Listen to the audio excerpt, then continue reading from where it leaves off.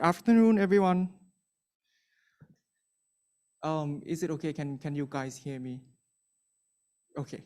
So welcome to composition workshop by Bangkok Metropolitan Orchestra. So may I introduce our committee first? We have Dr. Jason from Mahidol University. Hello, sawasdee krab. And we have Dr. Tonia from Royal Holloway. And we have Dr. Julia Lake Bozone from Texas A&M University. Good afternoon. And we have Dr. Igor Santos. It's nice to have you here. So we will start with the first piece. Today is Lost Song by Dieden. Right. So before we start, can I ask to the composer to say something about your piece? What is it for, and tell us something. Hi, everybody. Thank you so much for that warm welcome. I'm Nathan, and this piece was written last year for a youth ensemble primarily, and I'm really excited and thrilled that you're able to pick it up and workshop it because it hasn't actually been done by them yet. And it's called Lost Song. It's based on our sort of history, musical heritage of song that may have been forgotten. So whether that's traditional song from our culture, my culture being a Welsh composer from the country of Wales in the United Kingdom, and what our relationship is with song that we might have forgotten over the years. So it's not necessarily a folk song, it's sort of maybe a made-up song, or there may be fractions of songs that are within the texture. But that's where the really starting point for this piece came from. Okay, so let's hear it now. Thank you so much.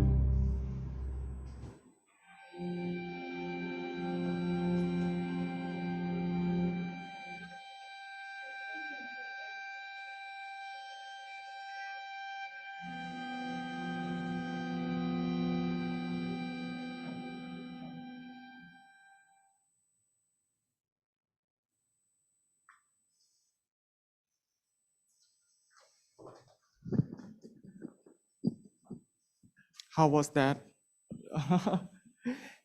Can I ask for the comment from the committee or also maybe other composer if you have some idea to share with us? I just wanted to say a big thank you for spending the time of rehearsing the piece.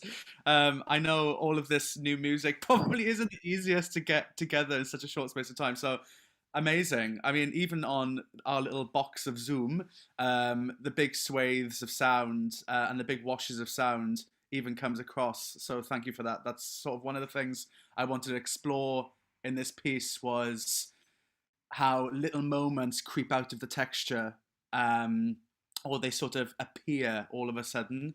And even as I say on Zoom, we could get that Mhm. atmosphere. So thank you for that. I don't know if anybody else had any comments, but I could carry on for forever otherwise. There's some changes on your score that I made during the rehearsal. So I cut out the last fermata. There was 3 fermata at the end. So I Yeah. do the first fermata and then second fermata, I cut that out. But I like make that bar longer a little bit. So it's more natural to me. Yeah, absolutely, and I think that's totally why I totally fine when we're working with. Well, it depends on what the size of the group is or the ensemble in front of us, and I think that worked perfectly for me. So thank you for that. And there's another changes as well. I in rehearsal letter B, Barbara.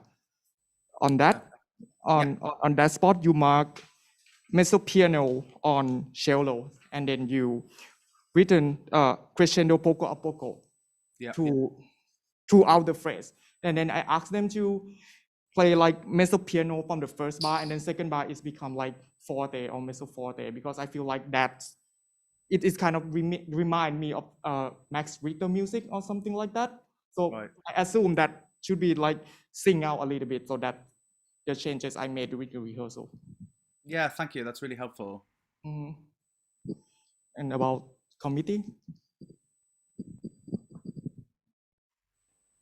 Yeah, Uh, maybe I can.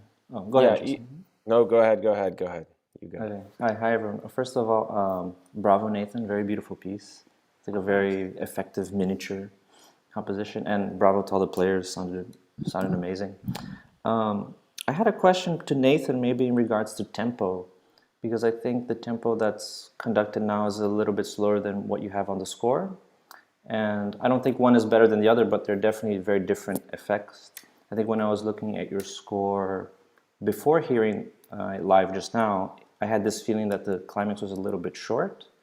You know, when you reach this big C, I don't know, sus4 plus a ninth chord or something like that with the big voicing, you know. When I was just looking at it from just by score reading and trying to get a sense of the piece through the tempo that you gave us, that section feels short. But now with the tempo that the players gave it, it didn't feel short, you know. So I'm just wondering how you feel about this tempo compared to the one you wrote, or maybe you changed it yesterday or something. I'm not sure. Yeah, thanks so much. In many ways, I didn't want to comment on tempo too much, just because I didn't know if it was Zoom or not. If you're trying to sort of buffer up for me, my connection is not amazing. So yeah, I think I actually quite like the slower tempo for exactly the same reason, because I was having thoughts about that sort of later stage, that later section of it, as you say, being a bit shorter. So I think in this context works really well. It's made me think about maybe extending the material for that stage anyway, so that if it was done at this tempo, which has far more of a quicker cascade, that it would feel better in context. But yeah, I totally agree. In terms of the tempo that you've taken it here, I think it works in this context. Yeah, sounds great.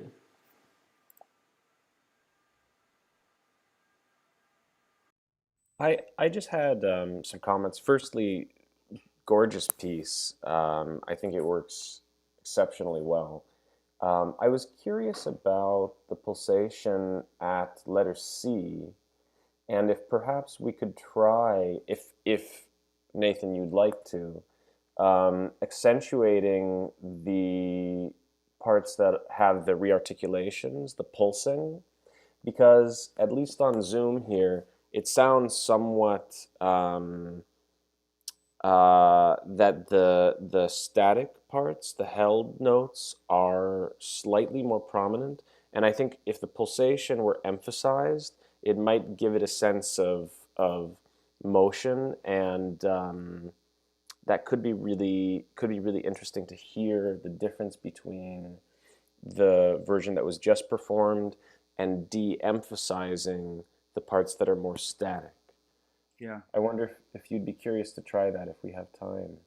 Yeah, I'd love to. Absolutely. All right, so we will try again from maybe 2 bar before rehearsal, letter C, and then when the cello play that triplet, the pulse, we kind of like separate bow a little bit, and we made just a little vibrato at the start of the note. So that kind of like And the viola as well, when it comes in later with the pulsation. yeah. At bar 1 before Daniela, but 1 before D, and also before that, like I mean from bar number 42 ongoing, when you have that tenuto, we did a little bit, we do a little bit accent on the start of the note. So let's hear it. I will play 2 bar before C until maybe like the whole section.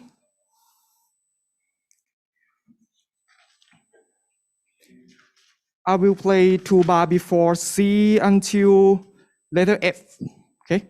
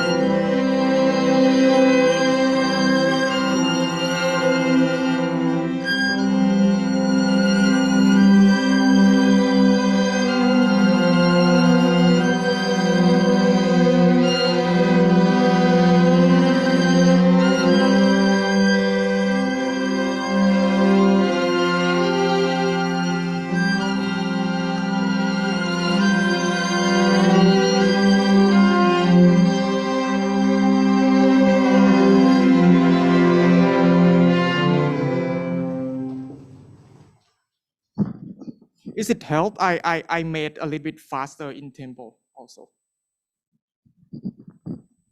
Yeah, that was one thing I was thinking of actually in terms of tempo, was something that Igor picked up on. That when it comes to that pulsing section, that's when you feel the change more if it is slower.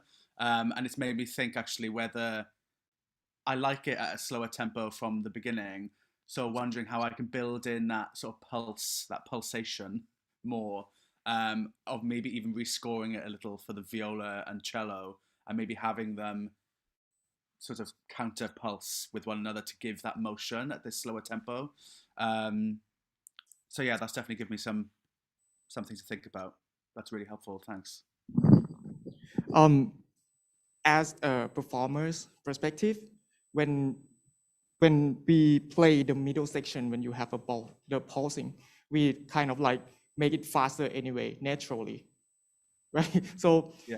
all the piece, like every time we rehearse, it's like beginning just a little bit slower, and then in the middle section, it's naturally faster, and then at the end, it's a little bit slower, like naturally. So Yeah, cool. Thank you so much. There was one question that I had, if I still had time, and I was just going to ask our double bass player if everything at E. I know it's quite a high double bass part, but is it a manageable one, especially when it's so exposed with the first violin? I just wondered if everything was okay. yeah. Woo! Great. That's all I needed to hear then in that case. Cool. Thank you so much. So any other ideas? I don't know if any of the committee had any. I have something that I thought of. I guess after Nathan, your description of the inspiration for the piece is the question of vocality and how that plays into the melodic writing and the melodic lines. When we rehearsed the pulsation section, I thought, oh, it's kind of nice. It's like, I don't know, just the idea of recurring pulse makes me think of like heartbeats. And so maybe you can give some thought to how much or when the soaring melodic lines, are they soaring in quality, or are there places where it's more intimate, like you're singing to yourself? I think those things can be differentiated, partially in the writing, but maybe in the performance as well. Yeah, that's certainly something I could write into the piece as well, because I know that this piece is quite laden with dynamics. There's lots of them, of sort of ebbing and flowing. But actually, I may be able to write in there as well character with each of the parts. That might help as well with that. Yeah, that's really helpful. Thanks.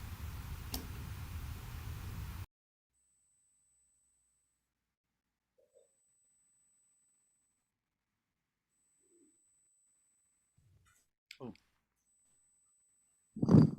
We Can have I like add in yes, one yes, comment sure, go real ahead. quickly? I'm sorry, I didn't mean to. My notes are pretty straightforward. Kind of coming off what Tonia was talking about, one of my first questions I had about your piece was whether or not you have any folk songs, any quotations in your piece. If so, I'd really like to know where those are. If not, I'd kind of like to know that too. Whenever Cool. we talk about pieces being inspired by folk song, I'm always looking for that folk song, and I want to know more about it. So that might be something you could, potentially highlight or describe that process a little bit more when you're talking about this piece. For me, I just had some really kind of straightforward thoughts. One might be to just take the solo violin measures 6 through the rest of its part through 16 up an octave. I think that might get the solo violin sort of out of the rest of the texture so that we can hear it, truly as a soloist instead of another violin one that's kind of embedded in everyone else's frequency range. Right. My other question was kind of at letter B. I was actually wondering if you thought that was a little bit too heavy with the cellos and the double basses, because suddenly that really kind of came out as being just a second very clear voice. And I wasn't sure if that's was your intention or not. So maybe something to think about there. The transition at C, you have C starting in in measure 37. I would have had it starting in measure 38, and I would have cut all the ties that lead into measure 38 so that I could get a real clear pulse on the downbeat and move forward from there. Great. Sorry. Last thing, sorry, one more That's comment okay. here. Yeah, I have a lot of notes, sorry. In the That's double great. bass, In measures, let's see, you've got this little figure starting in letter D, like in measures 51, 53, 56, where you've got this eighth note and then a 16th note rest, and then a 16th note with an accent that goes to a half note. Mhm. You know what I'm talking about? That figure, measure 51, 53, 56, Oh yeah. 61, 63, 66, 68, 71, 73 in the Yeah. double bass. Yeah. I might have that accented 16th note as a grace note to the half note. That way, your performer, double bass, they can focus on tuning those very high pitches and just Right. counting quarter notes and half notes there. That's nice, actually. Would you say I'd reflect that as well in violin one because they're playing the same? So Yeah, it's just it it's kind of helpful. opens up. Yeah, Yeah, yeah. really helpful. Thanks so much, Judy. Yeah, there's loads of things there. I agree actually with that part at B at measure 27. It's meant to be sort of like a little chorale that grows out of the texture. So I think perhaps it going heavy from say measure 28 maybe is a little much. But again, I didn't necessarily comment on that because I wondered whether that was a Zoom thing. But yeah, absolutely. I think B. I'd rather it grow out of the texture as opposed to it. Bam! We've got something new, baby. Yeah, yeah. So that's And that's you a have really, written there, warmer, yeah. warmer again. So I wanted it present, but not so yeah, Hmm. not so Yeah. present. That sounds Yeah. bit of hyperbole, but and yeah, I agree as well with the violin solo that you said at measure 7. So at the top, I'm actually wondering whether I don't know how much longer we have, but if to finish on hearing some notes, we were able to maybe hear that opening with the violin the octave higher, um, that would be super helpful if that's possible, if we have time. We will play the beginning once again, but the score you send me and on the Dropbox is not same with their part, and also the score that you send me after is also not the same. So Oh, that's one. Yes, oh sorry. that's that's one bar missing from the first violin. But we manage it. We can do it. It's just like one bar delay from the first violin solo, but everything is the same. Right. Okay, sorry.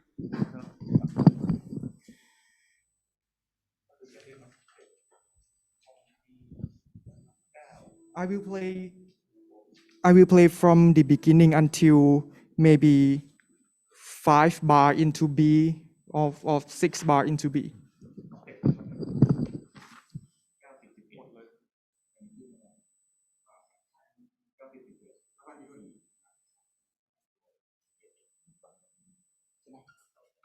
From the beginning.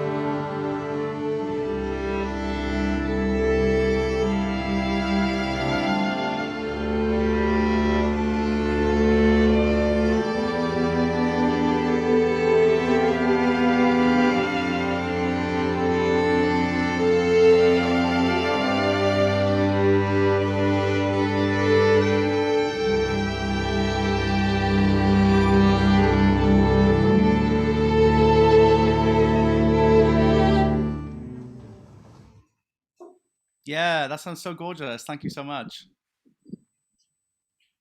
All right. So before we move on to other piece, Dr. Judy Manau is here and she say hello to you. Oh, cool. Okay. So next piece we will play is Persistent. Persistent by Ekkamon. You have anything to say about your piece? Tell us. Yeah, so hello everyone. It is my honor to be picked and to be here. So my piece Persistent is about the stillness of the motif.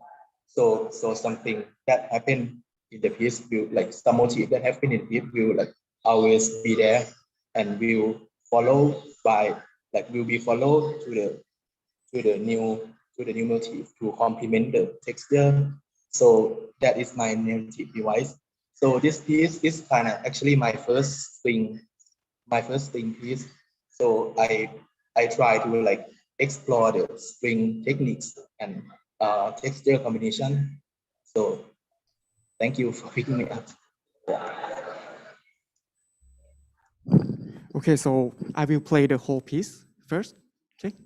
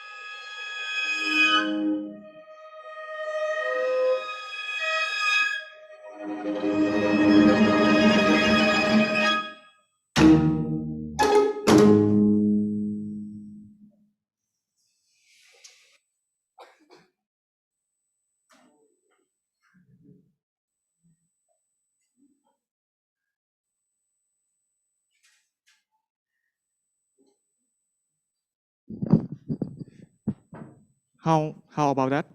May I ask the composer first? Yeah, that's great. Um, thank you, thank you so much for that. So I just have like little thing, like every race, maybe I noted that like uh how to say that, I just want like everyone to stop at the precise precise time at the same time. So it will like have the effect of like kind of sudden stop. So yeah, that that is just one thing that I And also during the performance, last time we missed a little bit Q on the double bass before A, but yeah in our rehearsal, I make the middle section a little bit slower than what is written, and I cut out all the ricochet because it messed up so bad. So we kind of play like a separate bow here. And then I have yeah something to ask about the effect that you written the hammer on, that we used a finger to snap on the string. Is it came out yeah like the way you wanted? yeah. When I was there yesterday, so it was great. It's great, but when it on Zoom, it's kind of like drop out a little bit. So I just wondering like, can you do like collect no batuto that to that technique instead, Okay, instead of hammer on? we can try that later. Okay, any other Yeah. comment? Any other comment? Uh, it's just one thing. So it's like on the G section. So I just want the cello and viola to be like more unison because it's written on unison. So yeah, if it's like kind of come together, that would be great. Yeah. That's all.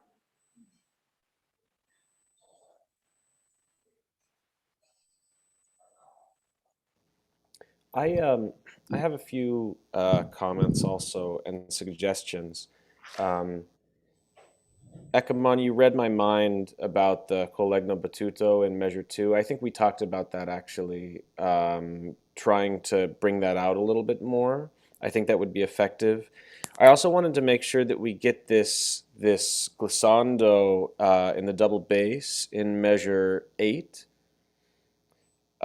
which I think we may have been missing. I think also something I'd love to try is in section F, perhaps putting the second cello down the octave to support that a little bit. It could be interesting to have them in octaves rather than unison. I think that might help that section a little bit.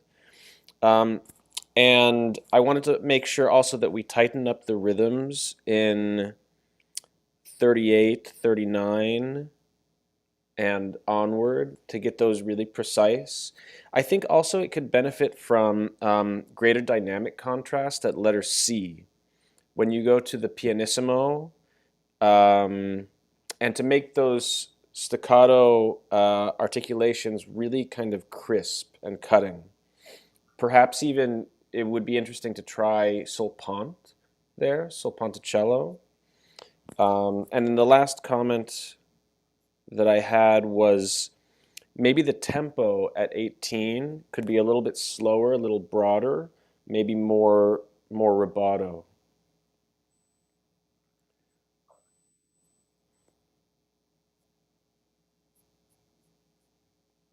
And Ekkamon, feel free to reject or accept any of those suggestions. Yeah, actually, that is very interesting. I would like to try that also. Yeah.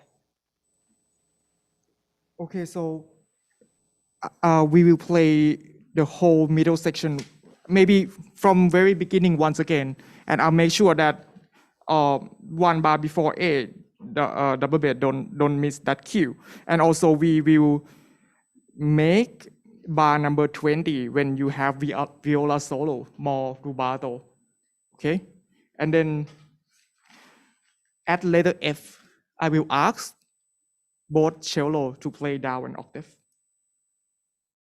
Okay. Okay, so any other comments before we hear it? It could be both or just one cello. Maybe just one cello go down an octave and then one stay the same. Yeah. Yeah, and then I think the other thing was the dynamics, really significant dynamic contrast at C, so that it's really subito, pianissimo, and really as low as possible. Perhaps a little bit solpant, and also really tightening up. 39, 40, and so on. Okay. So let's hear it now from very beginning.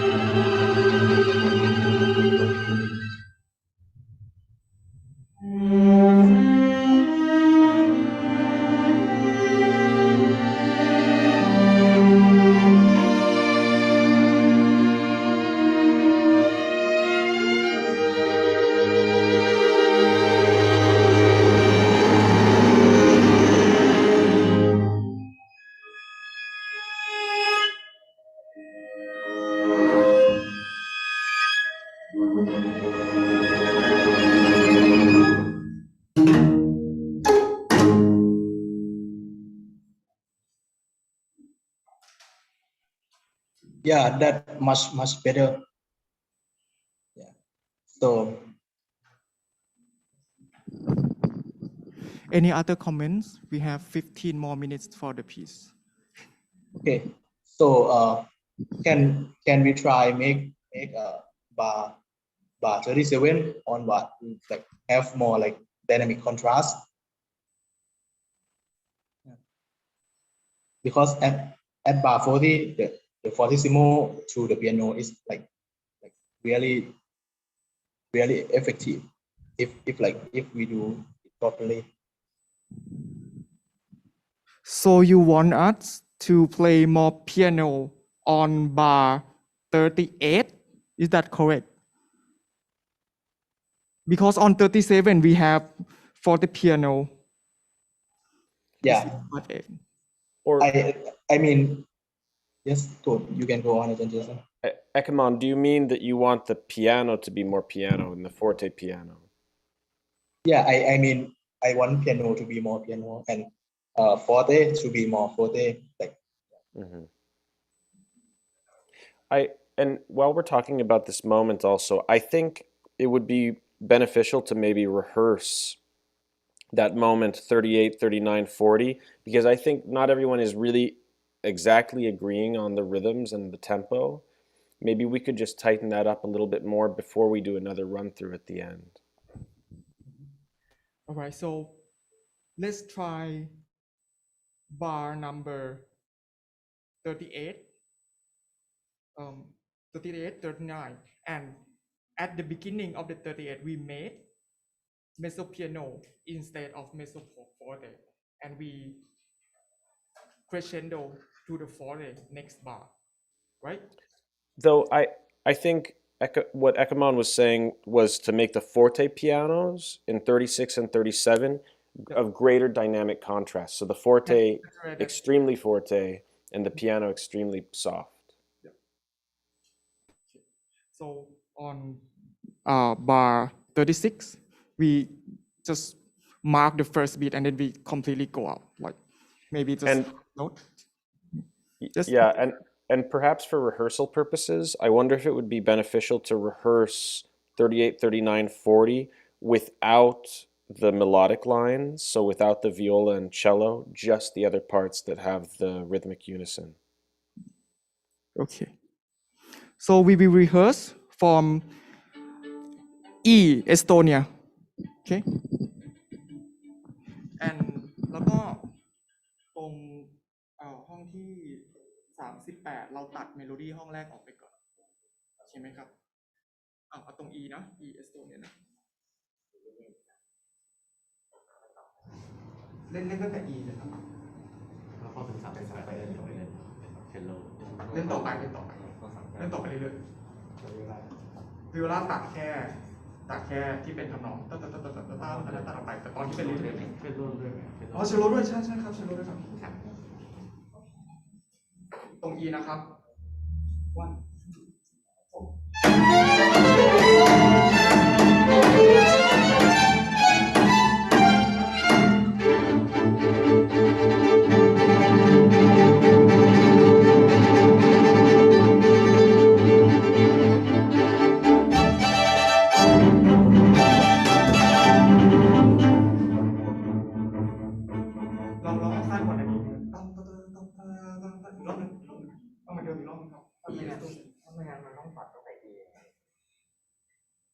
ลองตัด E ที่เป็นตัดไปด้วยตรงนั้นตัดเลยครับเลย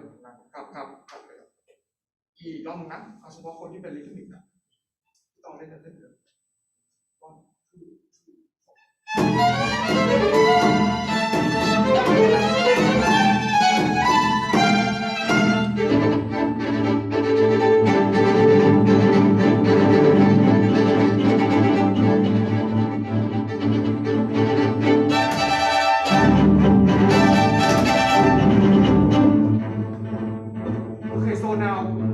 Now we add everything.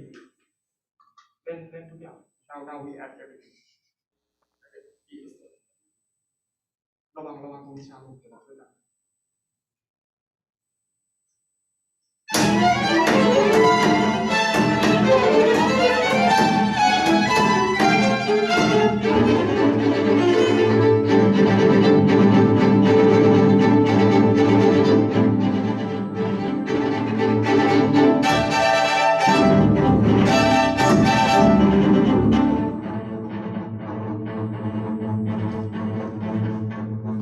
Is it better? Yeah, much better. Okay, any other comments before we play everything once again? from maybe I had other. Yeah. I did have one other thought, but I'd also love to hear from the other mentor composers. But I wonder, Ekkamon, the glissando in measure 8 and the contrabass. I don't know if this would be aesthetically like inconsistent with what you were imagining, but I think because it's so exposed, it could be interesting to do something timbrally there. Personally, what I might try is something like a harmonic or seagull gliss or like a little bit of scratch tone or something to emphasize and create a greater contrast so that when the ensemble cuts off, then it's this really kind of extreme moment. I mean, you have it marked as triple forte. It could be interesting to try something like that. I don't know if we have time for that, to experiment a little bit with the timbre of the double bass there in measure 8.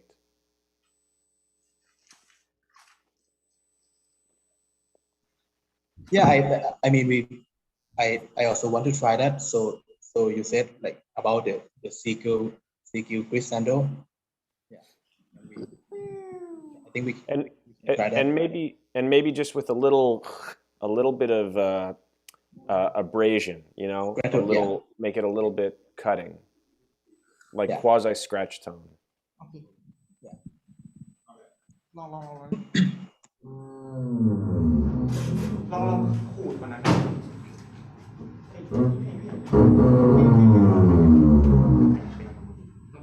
Oh, can we try that, like made a harmonic instead, so you don't play normally, we just made a harmonic glissando.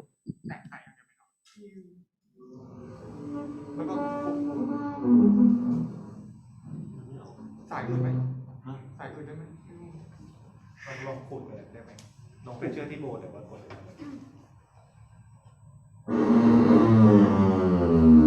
Is it better, this one? It's different. It's up to the composer. I don't know. I sort of disagree with Jason on that one. I do think maybe some kind of timbral, something would anything to intensify the sound would help. But I'm just afraid that there's something that would take away the volume of that moment, which needs to be, I think, very present for it to make a big effect. Maybe it's something as simple as just like tremolo on the way down and then landing on the E, rather than sort of the more delicate effects. And I think this kind of leads to I have some general comments about the piece, which I think it's wonderful. It's got so much variety, and you keep us on our toes all the way until the end. At G, when G comes in, I'm like, oh, there's still more surprises. So I thought that was really effective. I think also your use of timbre in general is very effective, and I think the centerpiece of it really is the percussive effects. So the way you integrate colegno battuto and kind of these more hammering effects with more regular playing, I thought that worked really well. What I think is less effective is, I guess, the placement of these more delicate timbral effects within the context of your piece, which is actually quite energetic and kind of forceful. So at letter B, I think just in context, the no pitch effect, I can't really perceive it. And I just, I'm not sure if it's on Zoom or anything, but I think just looking at the score, I can kind of tell that that's not something that's really going to shine. And the other thing was the gestures such as at measure 19, where you just have extreme sopant for like 1/16 note. I think that it's just too short of a time for us to appreciate the timbre. And when you give it time before the end, one before G, that's where it comes out.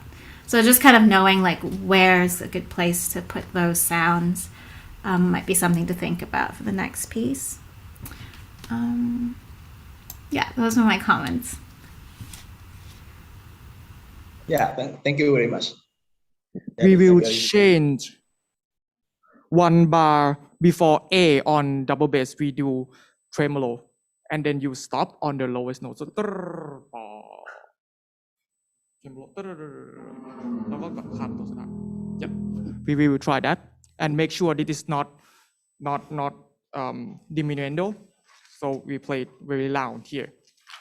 Okay. So anything else before we play through once again? I'd like to add in my comments because Yes, they sure. build upon what we're talking about now. Coming off of what Tonia was just talking about and returning to the composer's first comment, your first comment for the ensemble was about how you wanted the rests to be more pronounced in the music. And as I listened to the comments we're all making as a committee, I begin to wonder if you might consider adding more time into your music. Right now, the sense of time is really strict in many ways. It's very, 1, 2, 3, 4. I'm having to count a lot to follow your score, and I'm sure the musicians are as well, counting. Where the sound that I feel like you want is one that's very free, very focused on timbre, one that's centered around a gesture, bida-dee, ba-da, instead of 1 into 2 into 3 into 4 into bida-da, ba-da, bida-ba, ba-da, bida-ba, 1 into 2 into 1 into ba-da, want kind of a more free feel, bida-da, ba-da. So returning to measure 8, my solution that I wrote down from the very beginning for measure 8, this glissando, is to add in a long fermata. So everyone strikes on the downbeat. The bass, double bass, what I would do is a very, very slow, very free gliss. They're the soloist. They slowly gliss down, getting louder as they gliss down, adding tremolo, sure, adding a timbre technique, okay. And then Oak would give a downbeat for these colegno batutos at letter A. That's what I would do. And I had actually suggested in the A section to have the double bass move to like a Bartok Pitts once the F sharp starts, once we move away from the E. Just my thoughts. I'd also, if we had more time, one of the things that I'd like to, if we're able to come back to it, is the colegno batuto figure. I think we would benefit from hearing what that sounds like as you've written it in the music. An example for like measure 3 in the violas and measure 4 in the violins. You've got forte going to mezzo piano, and I want you to hear what you've written sounds like compared to if we turn it around. So if we switch it to where it goes slow to fast, but your dynamics stay the same, how those two might sound different from each other and which one you might like more. Those are my thoughts. Just one thing about colegno battuto. Gravity, when you throw something, actually something bounces, it goes bum, bum, bum, bum, bum, bum, bum, bum. So it just could just be like a conceptual thing. It's more natural that you would do battuto going slow to fast. All right, so we will play from beginning until maybe before the middle section, and then we can move on to other piece. So double bass on that cadenza before A, you play. I'll give you more time, like Judy said, and then we play tremolo, and then you stop on the last note, and then I give you more time. Just feel free to change the bow. Just play it very loud until I give the cue on letter A.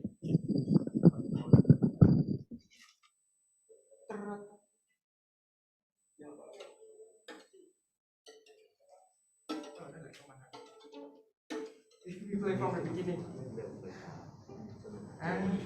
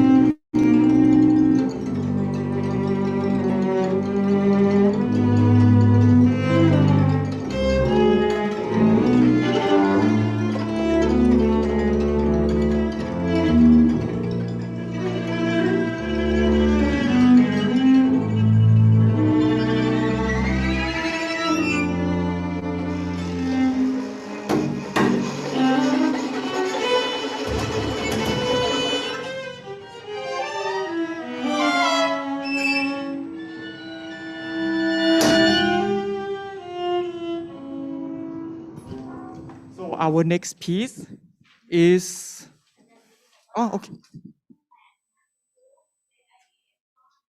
Okay, so next piece is Wails from Kalighat by Anak.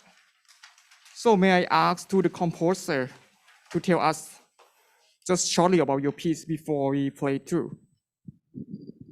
Hi everyone, my name is Anak from Thailand, and my piece is called Wails from Kalighat.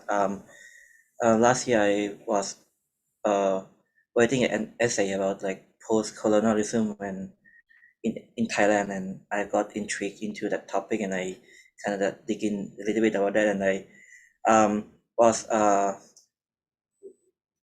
caught up. No. I mean, I was interested in one story by like the missionary in India. Her name is Mother Teresa, and she kind of like built a hospice, like a hospital for like the dying, and there's like a rumor and claim that it has done like more harm than good, and that she's the quality and the healthcare that is like questionable, and the goals, like her main goal is to like baptize and spread Catholicism, not only like to heal people. So I took like the latitude and longitude of the hospice, and like, and then I gather it, and then I make it like a data and like a set number and repetition, and then I like kind of like manipulate the numbers in some ways. Okay, like, so let's listen to the piece. Thank you.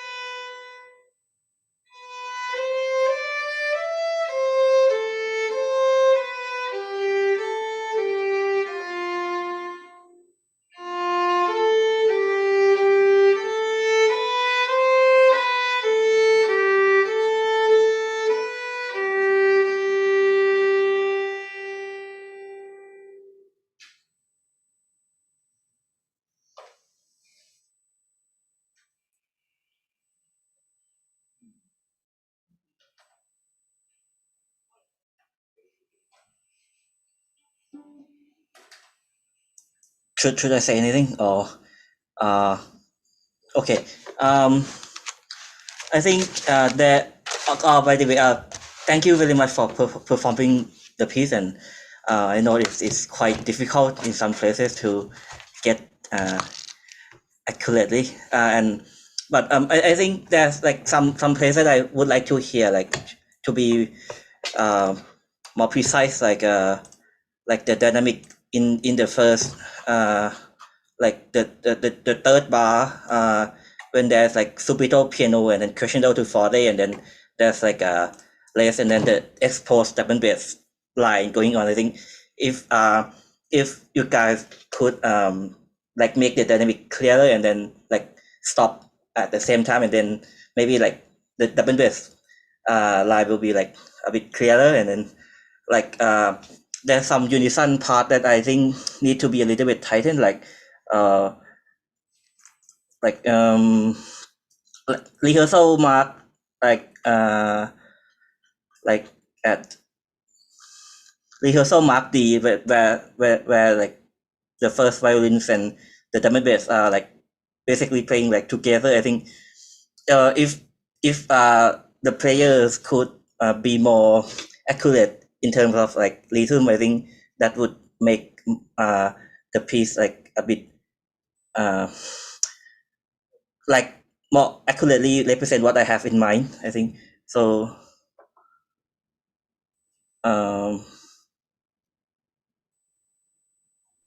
Can I ask you a question about that section? You're looking at letter D, I Yeah. assume, on your computer right now, right? Yeah. So as you're looking at the violas, can you just clarify that that whole gesture is tremolo, right? Because you don't have the tremolo marking on beat 4. Oh yeah. Yes, that the whole thing is tremolo, but I tried to put tremolo inside, and I think it got a little bit messy if I put it in the whole score. So I think Okay. it is better this way. So just cellos, I don't know if you heard that, but your whole passage there is tremolo, that whole gesture, even if you have a stem without the tremolo marking. And is that true of the violas as well? Yeah, it is applied to all players. Okay, and it's just for letter D? All of the piece. Okay, let's just focus on letter D right now. Yeah. Okay? Okay.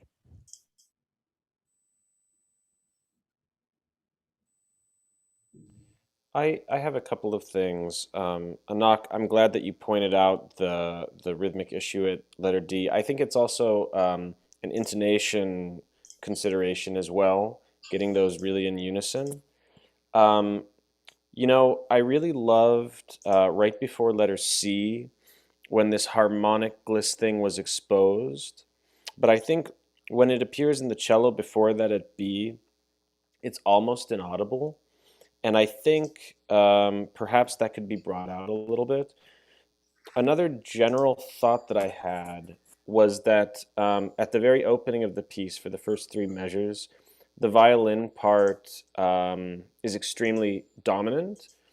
And I'm just wondering about the fact that it's plural, right? It screams of the dying, but they're really playing in rhythmic unison. And what we primarily hear is the rhythm of the first violin part. I wonder if it could be an interesting experiment to see what happens if one of those first violins was offset rhythmically so that they're not really playing the same rhythmic figure, but some variation of that to create a sense of polytemporality just for those first 2.5 measures. That could be something interesting to try, but it's up to you.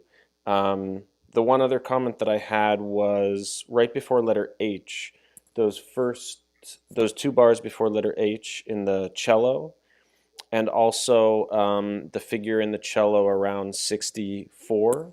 I wonder about the tempo there, and I wonder if it could maybe be a little bit slower, a little bit more broad. I'm not sure exactly what you had in mind, but I think it could be nice to play with the tempo a little bit in that moment to give it a little bit more space. Yeah, I agree with Jason on the tempo there for that. You're talking about the cello melody, right? In octaves. Yep. Mm-hmm. Yeah, I agree about that. The main thing I would like to suggest, first of all, Anak, I really like the piece. It's really inventive and full of textures, and I like this. Part 2 is my favorite with all the polythematic music and all this stuff. I'm wondering if we could maybe clarify that section a little bit. So one is maybe slowing down the tempo a little bit, like Jason suggested. But the main thing for me is right at measure 46. There's this extreme contrast, of tutti going into the solo part with just one simple bass. I'm wondering if that melody, because everything here is generally played ordinario, if we could have that, the in paradiso melody, in maybe as very sul tasto or maybe very sul ponticello, but something that it makes it its own universe, And I would personally, just based on the plain chant nature of it, go for the sul tasto version. Can we actually maybe, because we've added a lot of comments, but can we hear that? Maybe just coming from F and then starting 46 with extreme sul tasto?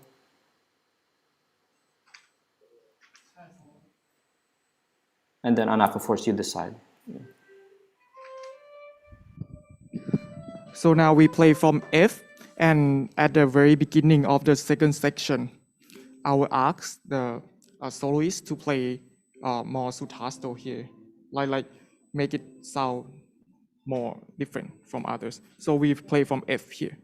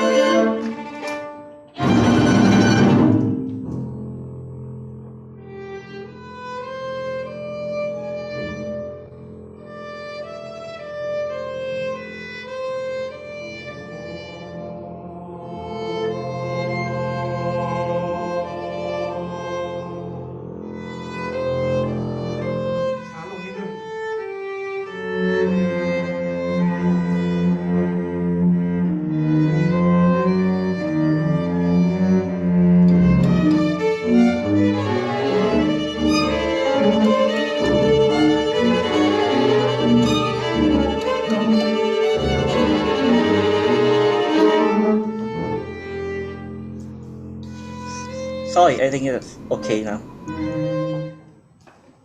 Yeah, I think I agree with Dr. Santos about that, and I think maybe if it is consortino and moto suntrasto, maybe it could like bring like more different in timbre, like very soft. I did wonder about the dynamic of the violin solo there, because you had marked it fortissimo.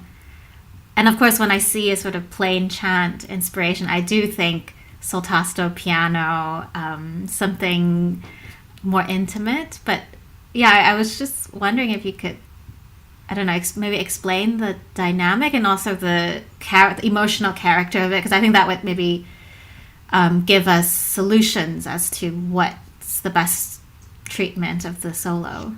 Yeah, so first when what I have in mind is like I want it to be more plain chant, like very like hot, mellow, and then delicate, and then like soft and maybe piano. But when I look at the texture, and I think if I write piano and then use mute and I make it suntasto, first when I haven't heard the piece, I think it maybe can be covered by the basic texture and the loud dynamic of the ensemble. So I wrote it fortissimo. But now I think it is okay to make it maybe softer, and then also use sultasto also. Because one interpretation of fortissimo, having just listened to it now, is that it's very sarcastic. Like you're playing it very bright and obnoxious, and that could be one way to go as well. So yeah, I think that's a good idea, but that is not what I had in mind. Yeah, but okay. I can consider it. But I think actually because it's so exposed at the beginning there, I think it could actually be soft. And if it is a little bit veiled in some moments, obscured by the other parts, I think that's okay actually, because our ears latch onto that, and we really I think will continue to hear that through the texture. I had one other thought, and maybe this is a crazy thought, and you can totally reject it if you don't like this. But the fact that in measure 48 and 49, 50, that's the only place where they vocalize, somehow, I wouldn't go so far as to say that it bothers me, but it's strange that it just happens the one time. And I had a crazy idea, and if you don't like this, totally throw it away. But at I, when they have this sustained moment with the scratch tone and asynchronous bowing, I was wondering what would happen. Firstly, I thought that maybe you could have one of the parts very high, and that could be interesting to kind of bolster that the intensity of that texture. But another thing you could try is having them vocalize there, either the same sonority that they have earlier or something completely ad libitum, and just see what happens. So sorry, at what measure again? At letter I, 69. Okay. Yeah. But again, maybe just as an experiment to see how it might change that, because it then, you bring back that idea at the end in a way that could, I think, be really effective, because it only happens the one time. Yeah. First when I listened to the piece like live at the rehearsal, I think it is also weird, and maybe if I could go back, I would not write them to have vocalization because exactly it is like just one time, and then there's no coming back again, and I think it is kind of like a little bit out of place. But yeah.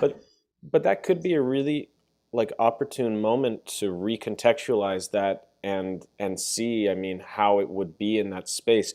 And I think, because the string parts are going to be so loud there, it would be kind of covered, but it would give a little bit of something to the texture and maybe fill it out.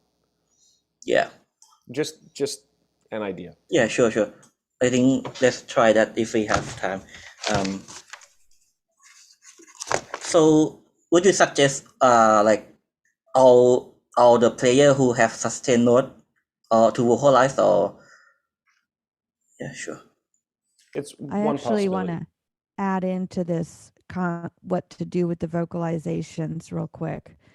You know, another measure, Jason, to and Anak to add in vocalizations might also be measure 63. So if you're looking for, or potentially even the measure before 64, the cellos can play and sing at the same time. So anytime you have this Divisi chant in their part, you can have people sing those F notes, and they can play and sing at the same time. And that goes back to the first statement in measure 48, 49, 50, 51. You have the vocalization and then the cello divisi chant. Those can be separated, or just a reminder, those can happen at the same time, the singing and playing. And that might give you some more flexibility with this. The one thing that I didn't mind the vocalization happening once. I thought it was a neat sound. I think it would be a good idea to use it more. The one thing about the vocalization I might change is the male singing the bottom note and the females singing the upper note. I might change that because you don't know if you're going to have a mixed ensemble. You don't know how many women and men you're going to have in your ensemble, and you don't really know where their voices are going to naturally lie either. So it's much better to have a natural singing tone for an instrumentalist to sing a comfortable pitch than it is for them to sing a pitch that's not really suitable for their voice. You want their voice to sound beautiful and natural and relaxed. Other than that, going into it, my main concerns for the piece lie in letter F. When I look at the violin part, I see that letter F and letter D are related to each other. At least they look to be to me. What you have in the violin, they look to be connected somehow. Only when I look at the violin part for letter D, I see a lot more care put into the slurs and the phrasing and the bowing. And I think it pays off in letter D. It really works in letter D. In letter F, I don't see the same care put into the slurs and the bowings. And I want to see that care put into the slurs and the bowings. The same for the solo violin. Same with violin 1 and 2. I see some sort of strange rest pockets and accents that are hard for me to understand. And I think those could be clarified if you sat through and bowed through it very, very slowly, what actually you want there in terms of accents, tremolos, rests, and the notation of the rhythm. Those are just my thoughts. Letter F needs a little bit of love in the violins, viola, and the solo violin. Right, so we have 5 more minutes, and what I like to try is that on very beginning of the piece, I will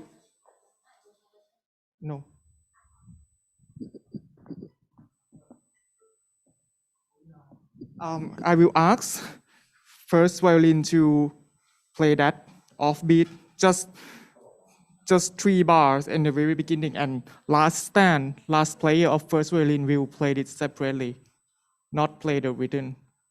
Okay? เอาตอนแรกแล้วก็โด่งเล่นแยกออกไปเลยไม่ต้องเล่นแบบนั้นเล่นครับต้นครับต้นท่านทำเองตอนต้นอย่างเดียวครับตอนต้นอย่างเดียวแล้วก็โด่งไม่ต้องเล่นตามนี้นะครับเอาไวโอลิน3เลยไวโอลิน2จะแบ่งสุดท้ายเลยเล่นพร้อมกันไม่ต้องเอาจบพร้อมกันแต่ข้างในไม่ต้อง โอเคนะครับ and so.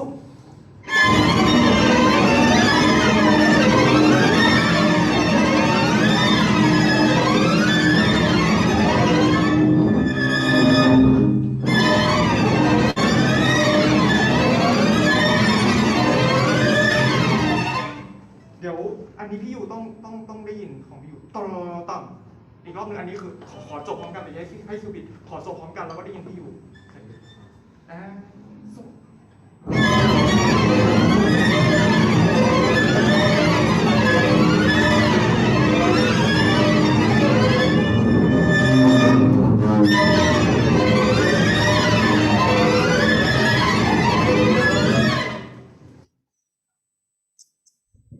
Is it better?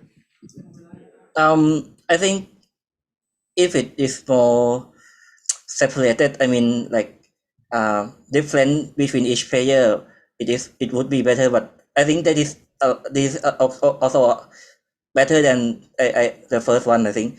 But I really wish I could hear the double bass, but that's okay for the time being.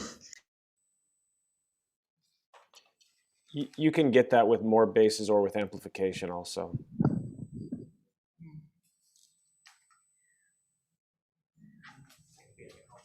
Sorry, also by the way, I thank you very much for the comments. I didn't have time to reply. Maybe the problem is that we don't have a microphone on the bass, so that wouldn't. Yeah, I think that could be the case because I think that he is very far from the mic anyway. So, any other comments from the committee about this piece? Anak, do you want to try anything at the end, either the vocalization or maybe putting one of the strings up higher for that sustained moment, just as an experiment? I think. Sure. Maybe at later I for the first violin, second violin, cello. First violin, second violin, viola, and double bass. Could you guys sing the same pitch that I gave you, or maybe just sing anything like a sustained note, just to give a picture? I think maybe it is quite hard to find an F. ลองโอมไปด้วยตอนที่สแครชไปด้วยลองโอมไปด้วย So we will try 4 bar before letter I. Okay? Okay ครับ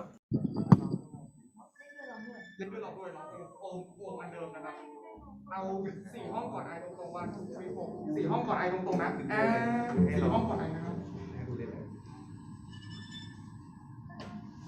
4ห้องก่อน I 4ห้องก่อน I นะ and so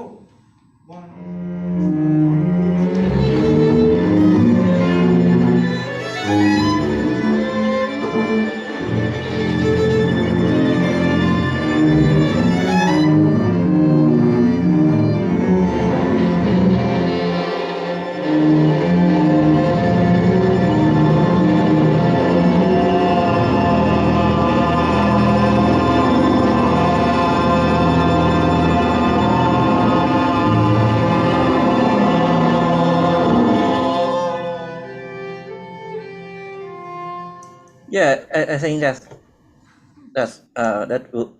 is a nice sound, I guess. And well, it wouldn't, there are many different ways you could do it. You could make it so that it's a dissonance rather than a unison. You could have it softer. You could have it lower in the voice. It's something just to think about and experiment with maybe, but not for now. All right, so thank you everyone for all the participants and committee. We meet again in the same time tomorrow for 4 more pieces. And I think this is for today. So thank you so much and see you again tomorrow. Okay, so Thank you very much, everyone. สวัสดีครับ Have a nice evening. Great job, everyone. Excellent pieces.